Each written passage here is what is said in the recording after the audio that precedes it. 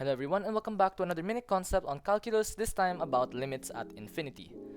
So limits at infinity are basically limits that look like this, where the limit statement states that it's x as it approaches infinity. And it can also be approaches negative infinity, so because there's two of them. Now, to solve for these types of limits, just a quick rundown on how it goes. Basically, what we're going to go after is trying to simplify the problem in a way that we're going to get zeros and a bunch of other unnecessary numbers out. Now, what's the logic here? Infinity doesn't behave like any regular number does. So let's say that I have a value here of a function like x squared minus x plus 2.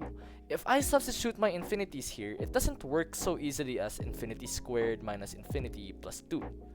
Because obviously, you can't subtract an infinite amount of numbers by an infinitely amount of numbers squared.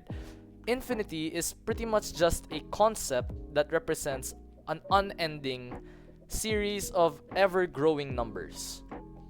And in order to solve for limits at infinity, we want to simplify our expressions to the most basic form, which is essentially expressed and described by this type of situation. Hold on, allow me to show you guys. What we want is to simplify functions into this format, where n is any positive and pretty much any real number, and we have value a raised to r, which is also a real number.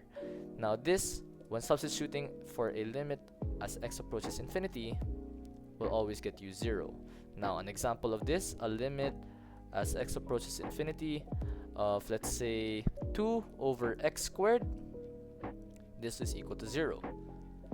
Dividing any number by infinity will be 0, or the limit for that rather is 0.